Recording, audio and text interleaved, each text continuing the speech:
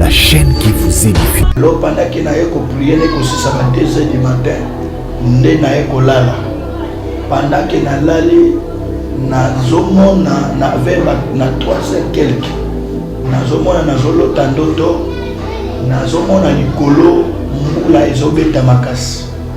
Et pendant que mbula ezobeta makasi na moni arc-en-ciel. Moni arc-en-ciel. Oui. C'est que arc-en-ciel ezalaki sali lokola ronde. Pendant que arc-en-ciel ezalaka demi-cercle. Mais yango sali lokola ronde complet. Alors nazaki kotala makasi. Mais tant nazaki komona arc-en-ciel na ngambo na biso na Congo, mais na ngambo mususu nazomona moi makasi. Je me demandais nazomona nini parce que nazaki kotala malamu. Nazoyoka voix elobisanga tala malamu nini nazomona kati ya cercle arc-en-ciel.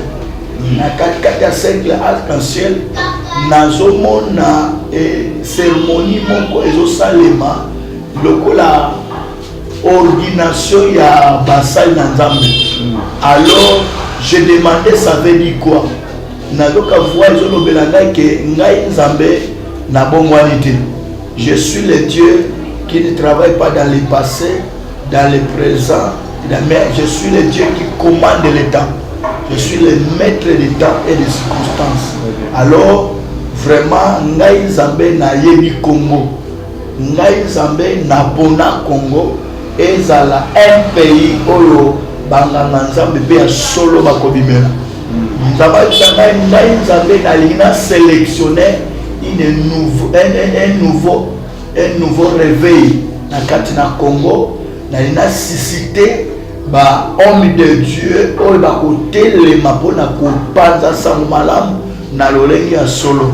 Alors je regardais pendant que nazotala nazoka message wana nazalaki kotala na ngambo mosusu sikoyo esali lokola ligne eséparé mapata. Nazomona na ngambo mosusu ezali rouge ya makila.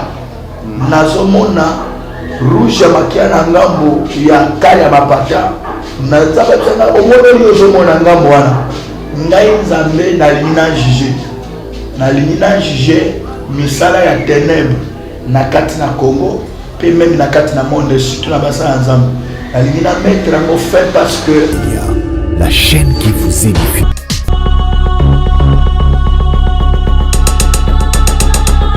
Shalom peuple de Dieu et bienvenue dans votre émission Parlement Céleste. Et je dis un grand merci à vous tous, les messages de Jogo Landabiso. Et c'est votre humble serviteur, Brice, garçon sympa. Et ça, c'est une émission très sympathique. Et bien, le la chaîne Abisso et HP Media, l'ensemble des saints, l'ensemble des fidèles, l'ensemble, il y a des chrétiens informatiques. Quand on parle de yo, toujours pour soutenir biso na ba prière na losambo ko tchaka biso na mabondeli na yo en tout cas tikete nzamba kanisela yo pambate ma kometalisi biso que mais vous les uns les autres pour que batamokili ba ke vous ali ba ko na mai merci na ba chrétien pe ba chrétien de partout au union sotiki musalo ba pour ça là on va se coacher brancher sur cette chaîne pour la émission et j'en profite aussi sur ba tout s'abonner na noter mais quand ko tcha mon colotte to s'abonner sur EHP Media pour la continuité, il y a des émissions, il y a Banganga Nzambe, il y a Kitoko et Pambate. Le Seigneur avait déclaré que désormais moi-même j'enseignerai mon peuple et ce qui a été tous à la enseigner, tous à l'édifier, tous à la paix, consoler. Pourquoi pas bénir sur cette émission Parlement Céleste. Un grand merci Nabana Nzambe sur ma serviteur de Dieu, puis ma servante de Dieu. Voilà, je ne suis pas seul sur ce plateau, je suis avec l'homme de Dieu, le prophète Richard Nimi, comme d'habitude, tout le monde le dit, que c'est poussé par l'esprit que les hommes parlent de la part du Seigneur. Beauté papa. Voilà, Bananzali basé BD Liboso est indiqué pour nous Dayo et à chaque fois que le serviteur de Dieu Awa, nous sommes au Rabango, na considération de la récompense on a besoin de la biso et à de recevoir le na qualité de serviteur de Dieu. Alors il y a un boto d'éviter dans le sambo, tu peux sur parole, tu peux s'appeler Bananzali Babote ou Batalayo. Merci bien aimé, que Dieu vous bénisse partout. Oyo Musuko Landabiso. Vraiment, Tikan Zambé, Nalola Apambola Bino Makasi, Bino Bakbomesana Kolandabiso partout dans le monde. Que le Seigneur vous bénisse. C'est votre humble serviteur, le prophète Richard Nimi, autrement dit la machine de l'Éternel. Que Dieu bénisse tout le monde et partout dans le monde aussi. Merci, on peut débuter dans la prière. Seigneur notre Dieu, nous te disons merci une fois de plus pour ces moments favorables, Seigneur, que tu nous accordes de nous voir, Seigneur, avec ton peuple à travers cette émission qui nous suit partout dans le monde. Bénis ces moments, que le Saint-Esprit nous guide du début jusqu'à la fin, au nom de Jésus-Christ. Amen. Amen. Merci beaucoup, na peuple de Dieu, bonjour Nabiso. Alors, Boni Moussala et Tata Nzambe, désolé Gabien. Papa Moussala Nzambe, désolé Gabien, malgré Bitumba, mais Moussala Nzambe, vraiment, désolé Kakitoko.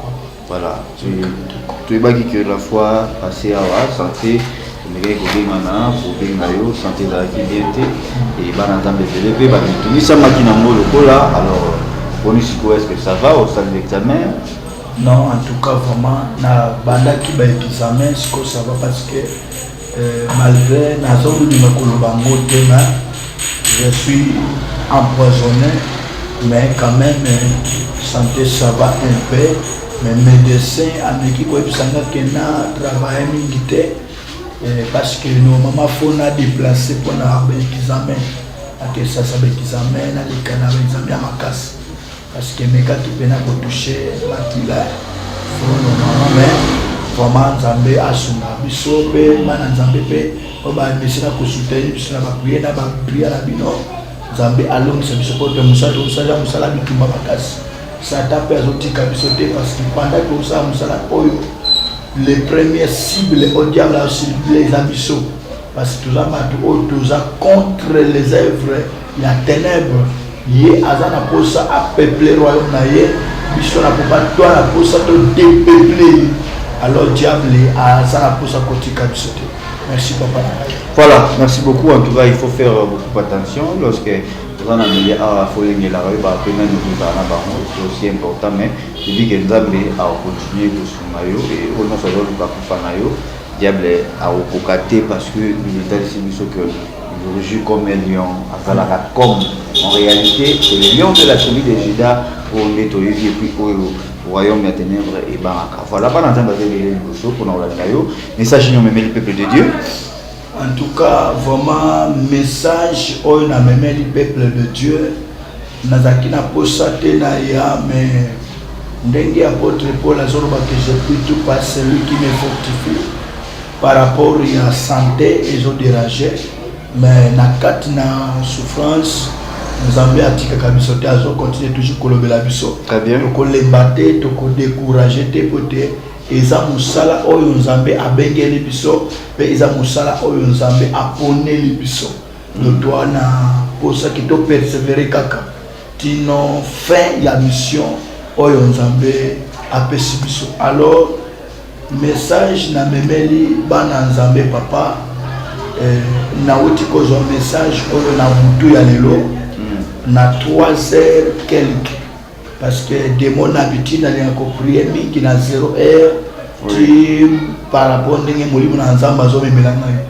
Alors pendant que na yeko prier ne ko sisa ba 2 heures du matin nde na yeko lala pendant que na lali na zomona na vers na 3 heures quelques na zomona na zolota ndoto na zomona likolo mbula ezobeta makasi. Mais pendant que Mboula ezobeta makasi na moni arc-en-ciel. Moni arc-en-ciel. Oui. Siko arc-en-ciel ezalaki sali lokola ronde. Pendant que arc-en-ciel ezalaka demi-cercle. Mais yango sali lokola ronde complet. Alors nazaki kotala makasi. Mais tant nazaki komona arc-en-ciel na ngambo na biso na Congo, mais na ngambo mususu nazomona moi makasi. Je me demandais nazomona nini parce que nazaki kotala malamu nazoyoka voix elobisanga tala malamu nini nazomona 4 ya cercle arc-en-ciel na 4 ya cercle arc-en-ciel nazomona cérémonie moko ezosalema lokola ordination ya basali na Nzambe. Alors je demandais ça veut dire quoi nazoka voix ezolobelanga ke ngai Nzambe na bongwanité. Je suis le Dieu qui ne travaille pas dans le passé, dans le présent, mais je suis le Dieu qui commande le temps. Je suis le maître des temps et des circonstances. Alors, vraiment, Ngai Nzambe na yebi Congo. ngai nzambe na pona Congo ezala un pays oyo banganga nzambe pe ya solo bakobimela ngai nzambe nalingi na sélectionner un nouveau réveil na kati na Congo nalingi na susciter ba homme de Dieu oyo bakotelema mpona kopanza sango malamu na lolengi ya solo. Alors je regardais pendant que nazotala nazoka message wana nazalaki kotala na ngambo mozo sikoyo esali lokola ligne eséparé mapata nazomona na ngambo mosusu ezali rouge ya makila nazomona rouge ya makila na ngambo ya kale ya mapata nazabakanga omona oyo ozomona ngambo wana ngai nzambe nalingi na juge misala ya ténèbre na kati na Congo pe même na kati na monde surtout na basala nzambe nalingi na mettre yango fin parce que nazokomona ezoko évoluer makasi ngai nzambe na telemi po na tia fer rouge wana ozomona ezali kwa jugement na nzambe nalingi na juge misala wana po naza na posa te ténèbre oubla ndenge Bible ezoloba les ténèbres ne régneront pas toujours. Amen. Donc tu peux demeurer dans moment moko barimere bele tamboli basanga nzambe boye we mutu oyo aza enorme mboka oyo za basana nzambe ebele pe ya vrai na ya faux yeba ke bitumba nde pisika pe satala ndaka nde pisika pe satala telemaka. Congo c'est un pays qui est béni par les hommes de Dieu. Nzamba pamboli Congo na basana nzambe. Oui, les gens diaboliser le Congo qui va faux bazali oui, mais parmi les vrais il y a aussi des faux. Exception à Zambézaï en Kata Congo. Alors Dieu me dit que c'est une année où Nzambé a jugé les œuvres de faux serviteurs dans Katnambo Canabiso et même dans le monde entier. Parce qu'on a suscité un nouveau réveil dans Kata Congo. Bakote maluba Nzambe ndenge ba papa biso musée a dit na bala ba te maluba Nzambe. Na puissance mosusu parce que ba nouveau serviteur bakoya bako condamner ba œuvre wana ya ténèbres. Voilà le message on a qui na 3h à l'élo wana na bala comment on a surtout kindoto. Alors je me suis dit ma santé ça dérangé na sengi vraiment permission et pas médecin que s'il vous plaît papa na déplacer mon kende ba autre côté dans la voiture na pesa message oyo na monde pe na bana Nzambe baeba ke Nzambe akiki biso te Nzambe azana biso pe Nzambe azana makamone oyo azosala pona mboka Congo ténèbre ekomi libela te ténèbre eko demeurer éternellement te mais la lumière arrive ndenge Esaïe aussi zoloba que lève-toi sois éclairé quand ta lumière arrive. Les salis du Congo arrivent, les salis des enfants de Dieu arrivent aussi. Merci papa n'a rien plus. Voilà.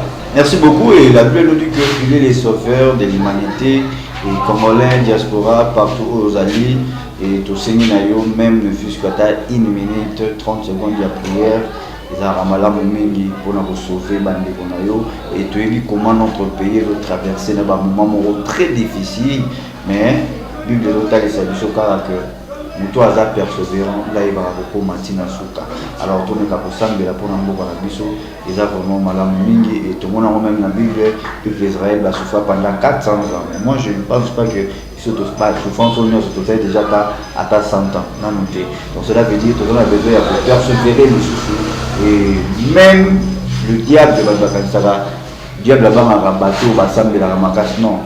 Le diable n'est pas peur de la prière, mais plutôt de persévérant. Là-bas, un bateau va persévérer dans la prière. Que Dieu vous bénisse. Nous n'avons pas pour la mission. Nous sommes tous à scotcher, brancher pour l'émission du tout. L'homme de Dieu a un message pour nous ça. Peuple à Zambé, malgré son dérangé, mais Zamba télémission quand même, pour les dire ça, peuple naïe et Zamba Pambolayo, et Abaturo Soussou, il y a Makasi, pour les calors. Les appels à battre avant de chuter, vraiment pour les caboïtés, parce qu'il va pas pour un homme de Dieu, le prophète Richard Mimi, il va grâce aux Zambachani Colonayo, il faut tout bénéficier. Il y a des gens qui vont souffrir, qui vont penser, qui vont mituna. Est-ce que Simba, est-ce que Zamba Zalaka, est-ce qu'il faut continuer qu'au Sambi la Seigneur Jésus-Christ? Est-ce que cela veut dire foi n'a pas mon péco inacé alors tout ce qui est au moins 2 secondes pour nous exaucer. Oui papa, merci beaucoup. mingi quand moto loba ebele ba désespéraka ba koma komituna est-ce que Nzambe azalaka par rapport à ba circonstances, par rapport à ba makambo bazo passer nango na kati ya bomoi na bango. Mais ngai étant que un homme de Dieu, réponse na ngai kozala que il y a un Dieu, il y a un Dieu, mais na sengi na bana Nzambe wana pe na peuple congolais ba espérer ba ndima ke Nzambe azali. Notre pays c'est un pays de la promesse, c'est un pays qui est béni de Dieu. Bien aimé, le mot la kalanga je n'ai pas que biso pour était kama. Moi je vous dis que ce pays n'est pas vendu. C'est un pays de Dieu, c'est un pays que le Seigneur a béni. Amen. Mais nous devons savoir que promesse en Nzambe et c'est Ekokisama, mais il y a des parcours autour les caca. Joseph pouvait se demander, Joseph pouvait se dire que Seigneur, où est la promesse? Oyo la kangai, otali singai sansa, otali singai ligne, le sikoyo, na moni, ba paso, nyoso ne rezo na ngumba melinga. Sikoyo ba paso ngai na komi komona, obina ke famille n'a pas de alors pourquoi toute cette souffrance? Joseph pouvait se demander de telles questions.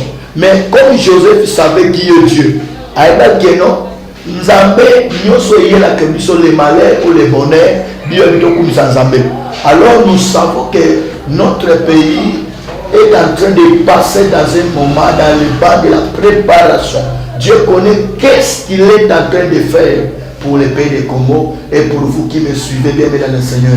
Joseph a l'écart à étape. Joseph bateke pendant que bateki Joseph bateka na mboka na été mais bateke na mboka mopaya. Bien aimé dans le Seigneur. Oh à l'étranger physiquement mon côté à cause de la mokonzi na mboka mopaya mais c'est possible et c'est capable avec Dieu. Parce que ce qui est impossible à l'homme est aussi possible à Dieu. Amen. Donc je vais dire ceci. Espérer encore, même si on a espérer, même si on a Congo, espérer, croyons qu'il y a un Dieu, le Dieu de toute capacité. La Bible dit rien n'est impossible à Dieu. Rien n'est impossible à Dieu. Joseph battait qui est, il était, mais la chose on a séparé en vie à Joseph. Joseph était vendu dans un pays étranger. Il était éloigné de son pays, premièrement. Il était éloigné de ses parents. Mais Joseph n'était pas éloigné de Dieu. Joseph était toujours à côté de Dieu. Il était toujours auprès du Seigneur. Il était toujours dans la parole de Dieu. Malgré les batailles qui est alors il pouvait se dire Seigneur, Natigio. Mais Joseph a persévéré. Voilà pourquoi nous disons la persévérance, c'est la clé de toute réussite. Persévérance, ça lui forme la réussite. Même dans ta vie, si tu veux réussir dans tes affaires, dans la vie chrétienne, dans les mariages, dans le commerce, tu dois avoir la persévérance. Avec Dieu, tout est possible. Persévérer bien dans le Seigneur. Joseph a persévéré jusqu'à ce que la promesse de Dieu était accomplie dans la vie à Joseph. Je crois que nous sommes capables de renouveler bonté dans la vie. C'est pourquoi la Bible dit que tous ceux qui vivent, il y a de l'expérience. Voilà ce que je peux exhorter les enfants de Dieu. Qui a de l'expérience pour tous ceux qui vivent. Voilà, merci beaucoup. Alors, nous sommes arrivés à la fin de cette émission.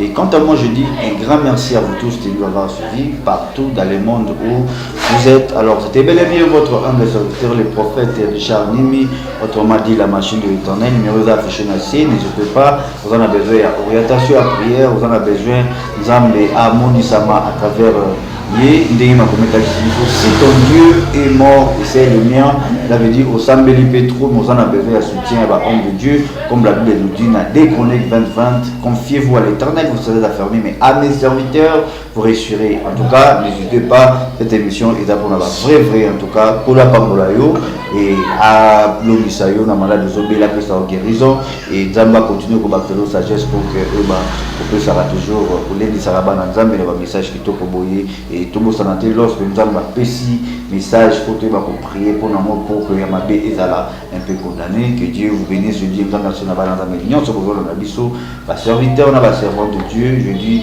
merci toujours pour notre soutien. Et je dis aussi merci à notre fondation Vainqueur. Merci beaucoup. Fondation Vainqueur, Maman, pour la République démocratique de Congo. Je fais ce que nous avons voté et pourquoi pas trouver ça. Maman GH. Il y a Papa Osé Amani, c'est là notre maman. Merci beaucoup, nous avons maman sur la Bissau et partout dans le monde, va soutenir la Bino et l'équipe Makasi. Beaucoup continuer toujours pour prier pour la Moussalaouyo. Alors, tout comme Nasuka, n'a évité de le rebattre les amis, tout le programme Moko ou pour intercéder le BDG Zolanda. Na lingika juste nameka pepe ko fortifier baninga basali na Nzambe parce que rumeur etambo mingi pona basali na Nzambe par rapport bako basali na Nzambe basali Ligada le quelques priorités mais pendant 2 ou 3 minutes quelques priorités des hommes de Dieu dans les ministères pour que leur ministère est efficace est fructueux ministère nous a ma casse pas premièrement un homme de Dieu vraiment il doit avoir une bonne relation avec son Dieu un homme de Dieu doit avoir une bonne relation avec son Dieu bien aimé dans le Seigneur. Il doit prendre beaucoup de temps dans la prière. Nous devons avoir beaucoup de temps. En nom de Dieu, nous sommes tentés. Nous sommes exposés devant les épreuves. Nous avons la cible à diable.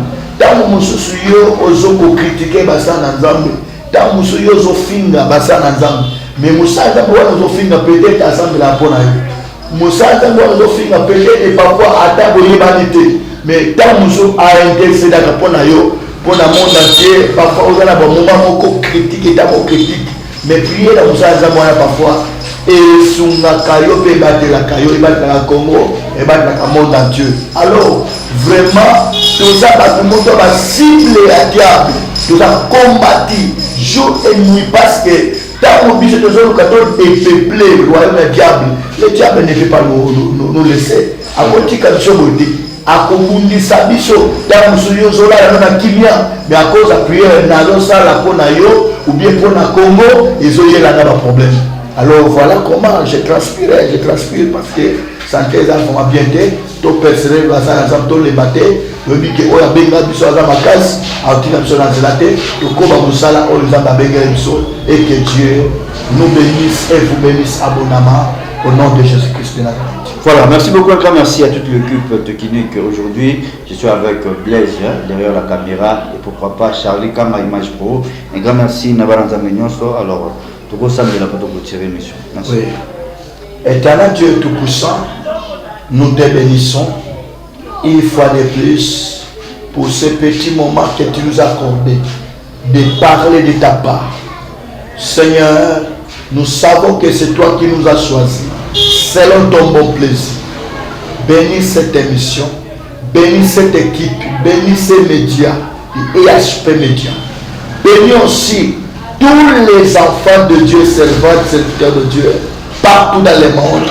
Nous avons débattu la bango, baïbana bitumba, baïbana problème, baïbana zangi bana, pesa bana, baïbana zangi misala, pesa misala, baïbana bala essaie koufi restaurer.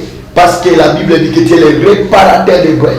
Je prie pour tout le monde qui me suit, que ce qui ne marchait pas, que ça prenne une nouvelle vitesse. Je prie, Seigneur Dieu Tout-Puissant, que tout ce qui était limité, et que les comme sont illimités, au nom puissant de Jésus-Christ, en qualité de ton serviteur, je prie que le Bokonayo et Pesa Kimia Naboka Congo et Salakat Nabana Nzambe partout émission solution et quota au nom puissant de Jésus-Christ, j'ai ainsi prié. Amen. Amen. Merci beaucoup, Baba. Vraiment, le numéro est là. Que le Seigneur vous bénisse abondamment. La chaîne qui vous édifie.